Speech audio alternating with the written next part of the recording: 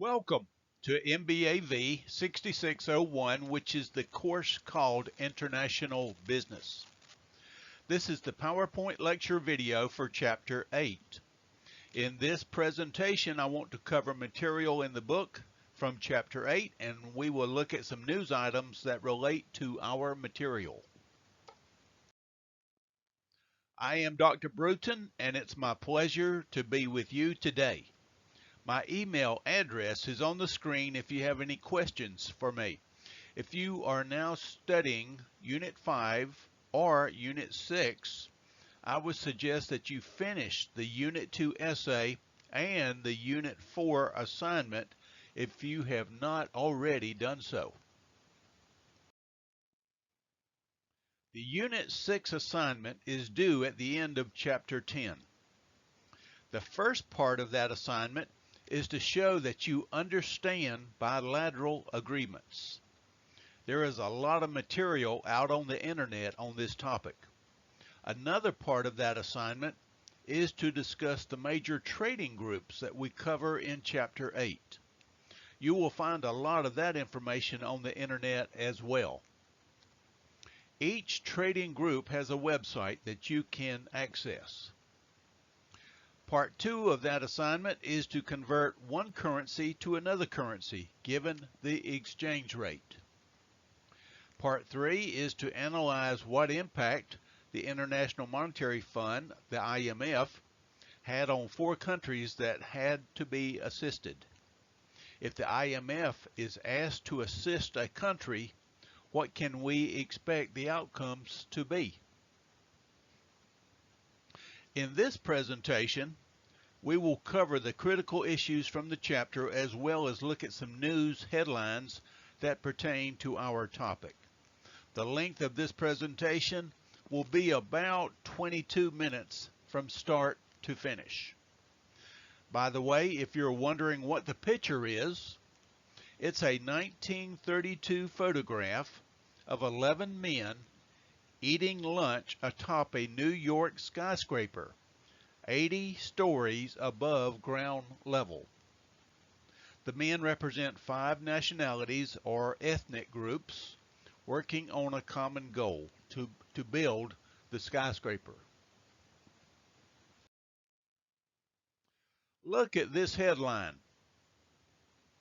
Impressive. $500 billion in Vietnam foreign trade. The headline comes from a Vietnamese government agency website, and I usually try to stay away from government sources like that, even U.S. government sources, but this had some good information. I read through some of the small print in the article, and this paragraph that I put on the slide caught my eye. Vietnam signing of free trade agreements such as FTAs with ASEAN, or the Comprehensive and Progressive Agreement for Trans-Pacific Partnership, and more recently, the European Union-Vietnam FTA, has helped cut or eliminate import tariffs on many products of the countries participating in the agreements. That's true. By FTA, they mean Free Trade Agreement. A FTA is a treaty signed between either 2 or more countries to eliminate trade controls like tariffs, quotas, and subsidies.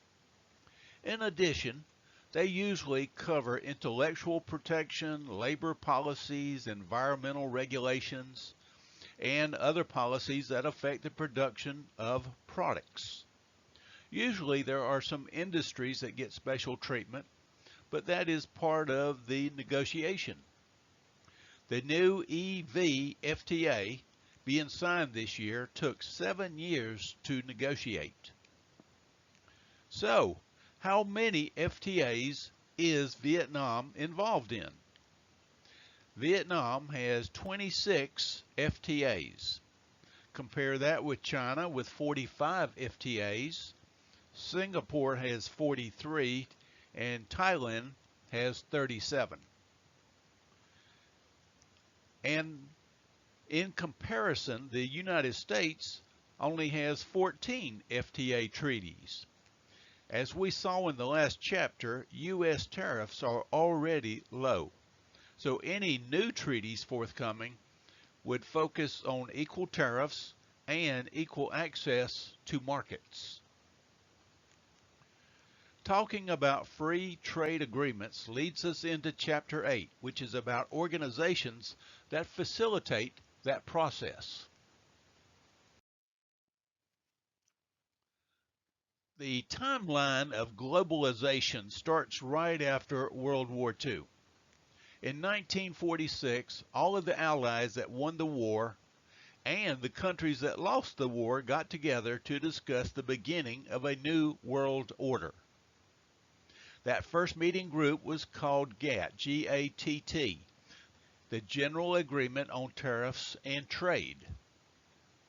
The first meeting failed because of Russia and Russia's occupation of the Soviet bloc countries like Poland, Romania, and Estonia, and several others.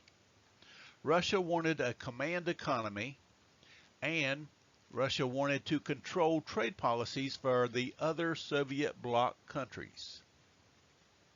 The next year, 1947, the Western nations proceeded to negotiate basic trade policies, and an international market economy took shape. Trade was so good that the standardized shipping container was invented in 1956. They are called intermodal containers because they can be stacked on cargo ships, rail cars, and trucks. They are interchangeable and now come in about 12 different but regulated sizes. In 1969, the first Boeing 747 jumbo jet airplane took off. It's given the credit of making international travel affordable for the mass market. Another step for globalization was the first email between two computers in 1971. The message was QWERTY you up. If you look at your computer keyboard at the first row of letters under the number keys, you will see that the letters on your keyboard are QWERTYUIOP. It's pronounced QWERTY you up. That was the first email message ever sent. The inventions kept coming. In 1973, the first handheld mobile phone, it was made by Motorola and weighed 2.5 pounds. Compare that to your smartphone, which weighs about 4 ounces. Globalization took a giant step forward when the internet opened up for commercial interest. In 1989, a company called CompuServe offered electric mail capabilities. The WTO emerged in 1995 as the organization to run and operate trade under the auspices of a market economy environment. And of course, red letter date, Vietnam joins the WTO in 2007. Joining is no small matter. You have to agree to certain rules and regulations of outside ownership and trade decisions being made in outside jurisdictions that certain countries like Iran and North Korea have yet to agree to.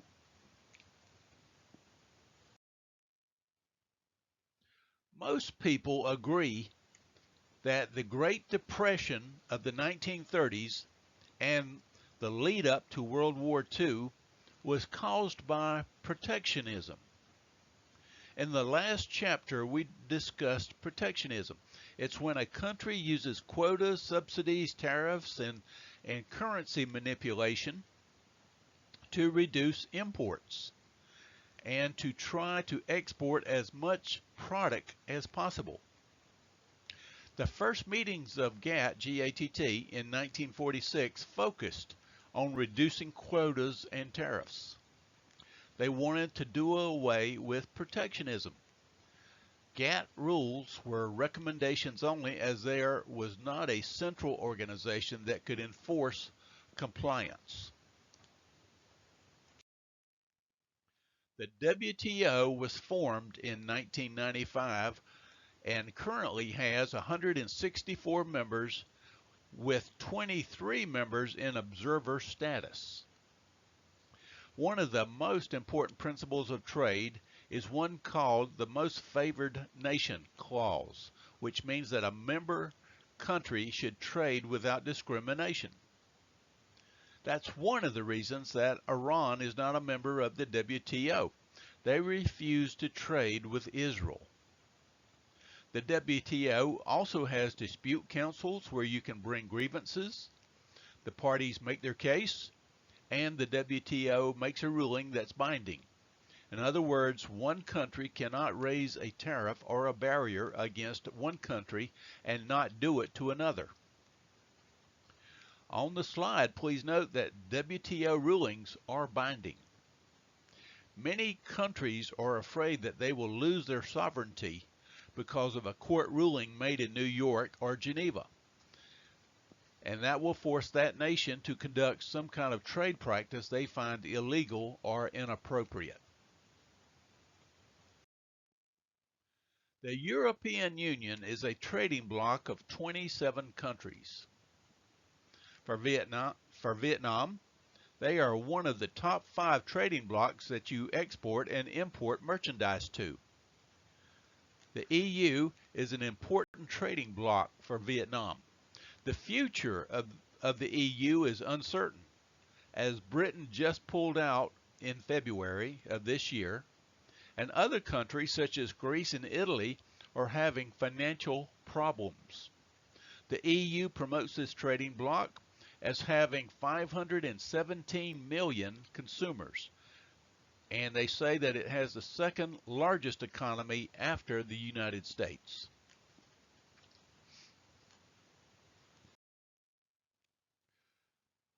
NAFTA stood for the North American Free Trade Agreement. It started in 1996 and was replaced by the USMCA in 2018. USMCA stands for United States, Mexico, Canada Agreement. The population of this trading bloc is 491 million, but it's the largest economy of any trading bloc.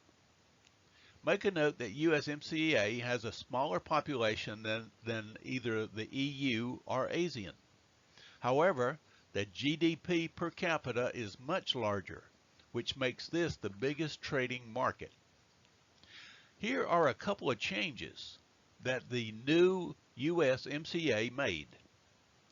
For example, automobiles must have 75% of their components manufactured in one of the 3 countries, the US, Mexico, or Canada, to qualify for zero tariffs. You might remember that we discussed buy local legislation in the last chapter. Well, here's an incentive for all 3 countries to buy auto parts made locally in one of the 3 countries. Here's another rule that was imposed by the new treaty. 40% of automobile parts must be made by workers who earn at least $16 an hour by the year 2023.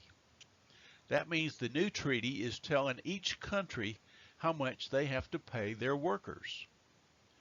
That rule would impact Mexico the most, and Mexico has agreed to pass new labor laws to give greater protections to workers, including migrants and women. There are also more restrictions on intellectual property and on environmental regulations. Air pollution and water pollution standards are strict in the United States. Previously, a company would build a plant in Mexico and not worry about pollution standards. You can't do that now. Mexico will have new pollution standards to abide by. Make a note that an FTA is not just about reducing quotas, tariffs, or subsidies, but also about working conditions inside a host country.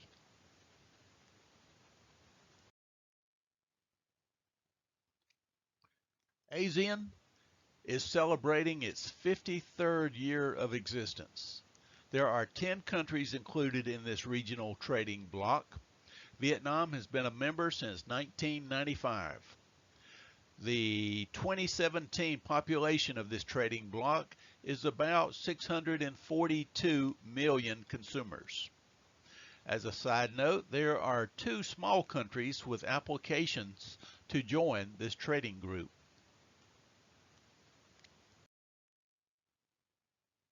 CARICOM stands for Caribbean Community Common Market. This is a trading bloc of 15 countries located in the Caribbean. The Caribbean Ocean is located off the state of Florida towards Cuba and South America. There are 5 countries that are associate members, and this is probably the smallest trading bloc of all the organizations, with about 18 million consumers, of which 60% are under the age of 30.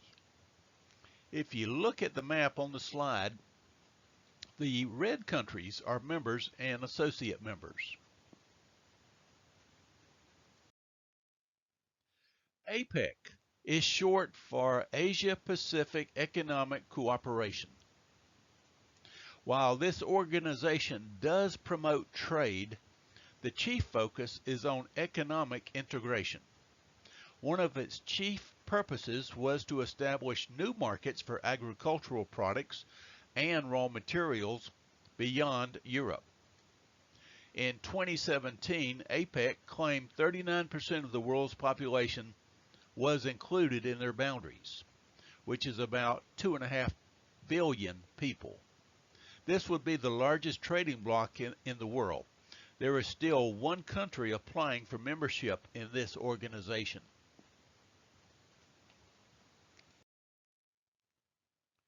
Mercosur is the South American Common Market. It has 5 member countries, 5 associate members, and 1 suspended member. The country of Venezuela is suspended. The total population for this group is about 290 million. Since most of the countries share land borders with each other, it promotes free trade, but also the movement of people and money between countries.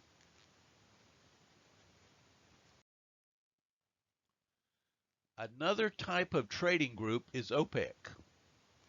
OPEC is an oil cartel. A cartel keeps the price up by restricting competition. OPEC controls the price by establishing production quotas. However, less than half of the oil producing nations belong to OPEC, and worse than that, the 2 top oil producing nations, Russia and the US, don't belong to it. So OPEC's price control is somewhat weak. 2 other cartels worth noting are the wool cartel and the diamond cartel.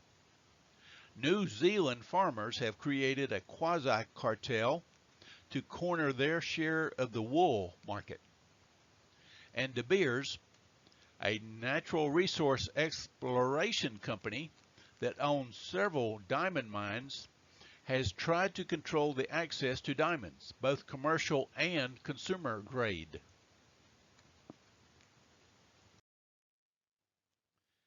One of the causes of the Great Depression was that nations would devalue their currencies to make their exports more affordable and preferable to other nations. Countries did this not only to offset tariffs and stimulate trade, but it was a form of protectionism. Once the currency had been devalued constantly, the currency was worthless, and many nations declared bankruptcy. The UK, the United Kingdom, Britain, went bankrupt in 1932. Germany went bankrupt in 1939. Usually bankruptcy led to national depression and sometimes war. The IMF was formed in 1944 with the purpose to lend money to countries at 0% interest and to go in and reform their fiscal policies. They currently have $1 trillion to lend out.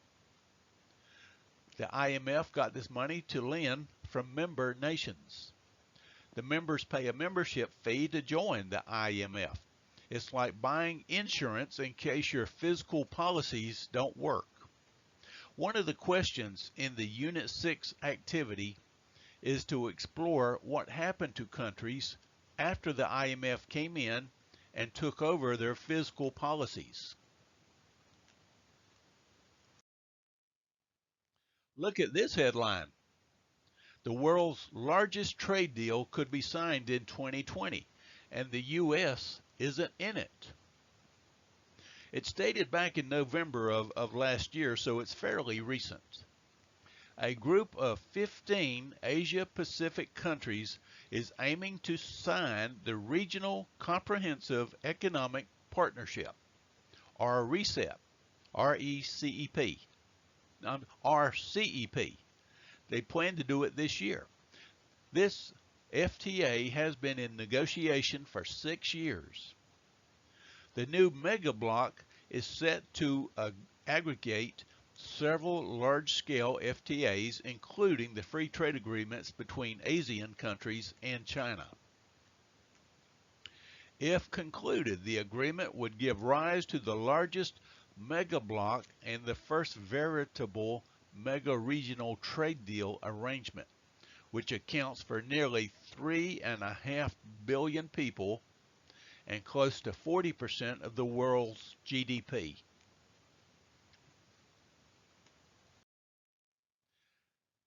This chapter was a good review of the organizations that help to facilitate trade between nations. Next time, we start with Chapter 9. Have a good day.